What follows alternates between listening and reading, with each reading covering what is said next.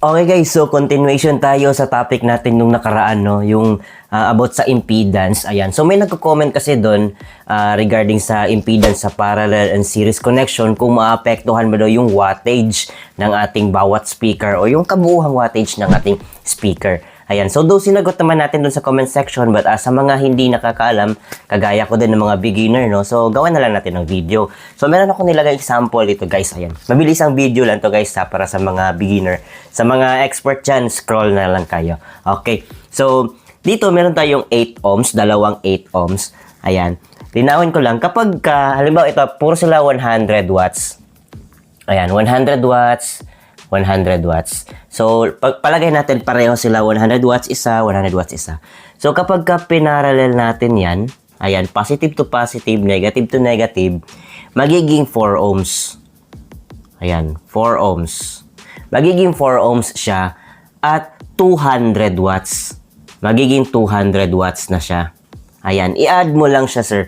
100, 100, 200 watts. So, hindi pa rin mababago yung 100 watts ng kada speaker. Pero i-add mo siyang dalawa, magiging 200 watts na siya. Ang tanging na bago lang is itong impedance nila. Kasi 8 ohms sila originally, pero dahil pinarallel mo siya, naging 4 ohms na siya. Eh paano naman kung series? May apekto ba? So series connection naman tayo. Ganun pa rin. 8 ohms pareho yung dalawa and 100 watts kada isa. So yung positive papunta dito sa negative ng isang speaker. And then, itong negative na to, papunta sa amplifier at ang positive naman niya, papunta sa amplifier. So, ang mangyayari dyan, sir, is magiging 16 ohms na siya. 16 ohms at 200 watts pa rin. Ayan. So, hindi mababago. 200 watts pa rin kasi 100, 100. So, yung wattage lang talaga kada speaker is hindi mababago. I-add mo lang siya. Lahat ng speaker na pinagdugtong mo, either parallel or series. Ang tanging mababago lang, sir, is yung ating impedance. So, ganun din, sir, dito sa ating 4 ohms per speaker at 100 watts. So, pagka pinarallel mo tong dalawa, 4 ohms, positive to positive, negative to negative, hindi siya gaya dito na 4 ohms pa rin. Kasi 4 ohms dito. So, magiging 2 ohms na siya. Magiging 2 ohms. Ayan. So, pag parallel, remember, pag parallel, i-divide mo siya. Ito 4 siya, di ba? And dalawa sila. So, 4 divide 2 is equal to 2 ohms. Ayan, 2 ohms. And 200 watts pa rin. So, hindi pa rin mababago yung wattage natin dito sa kahit na 4 ohms kada speaker. And then, paano naman kung series? Ayan, series naman tayo. Ayan. Sa series is i-add mo lang siya. Ayan. Ayan. So, series tayo, di ba? 4 ohms, 4 ohms, series connection, positive dito to negative sa isang speaker. And then, itong negative na to, papuntang amplifier at ang positive ng isang speaker, papuntang amplifier. Ang mangyayari dyan is magiging 8 ohms. 8 ohms, 200 watts pa rin. 8 ohms, 200 watts pa rin. So, ganun yan siya, sir, no? So, hindi mababago yung kanyang wattage kada speaker, which is mag-a-add na lang siya kasi dalawa yung pinag-connect mo. Yung mababago lang is yung impedance. Ayan, mababago siya either parallel or ating i-series. Kaya napaka-importante na yung speaker at saka amplifier matching natin, sir, para hindi masunog either sa kanilang dalawa. Ayan, so yan talaga napaka-importante yung matching. Hindi lang tayo connect ng connect at hindi natin alam kung ano yung capacity ng ating amplifier, kung kaya ba niya mag-handle ng 4 ohms, 2 ohms, 8 ohms, 16 ohms, ganun. So, next question naman tayo. Ayan, so sa next tanong naman ng ating isang nag-comment doon, hindi kasi malino kasi ano ba daw yung mas malakas, 8 ohms or 8 ohms, parang na-typo lang niya pag comment doon. Pero ganun pa man, na-gets ko yung tanong niya, kung saan ba daw yung mas malakas, yung 8 ohms, 4 ohms, 16 ohms, yung 2 ohms, yung pinagkaiba ng mga impedance, ano ba daw yung mas malakas sa kanila? Ayan. So, ang impedance sa pagkakaintindi ko, sir, no, is hindi naman siya kung sino ang mas malakas.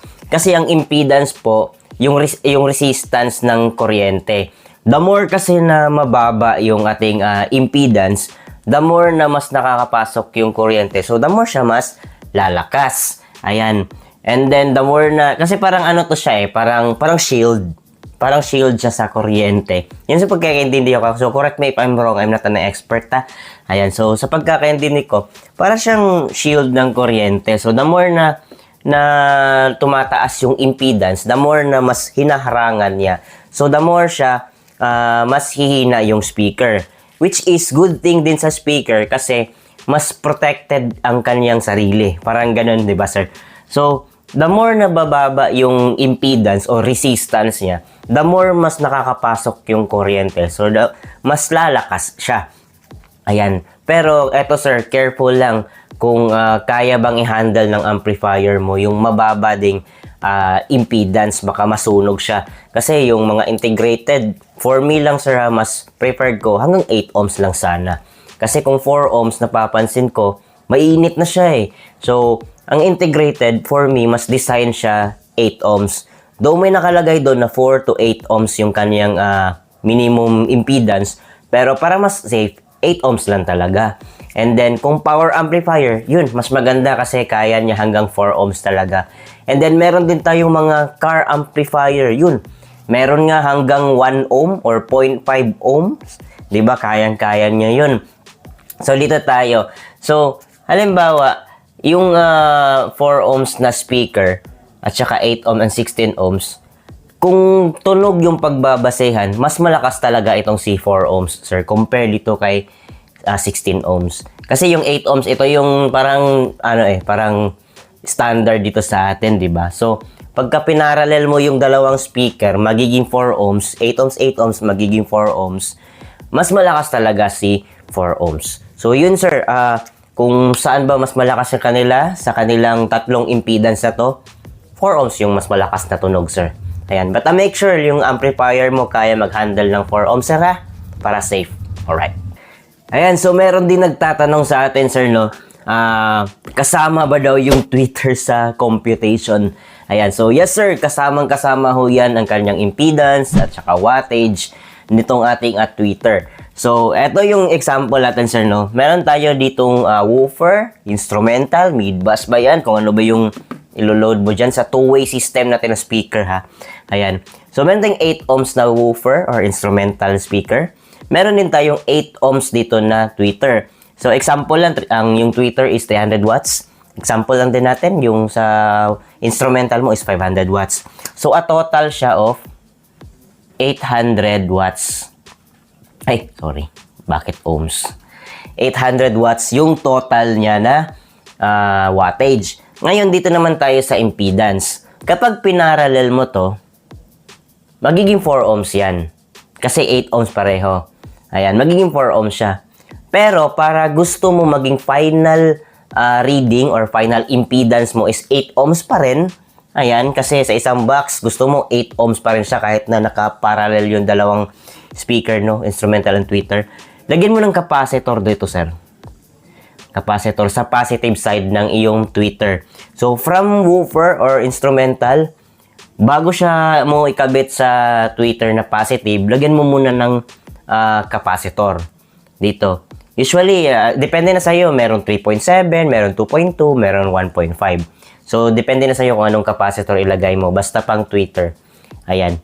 So, para sa akin, let's say 2.2. 2.2 UF, 250 volts.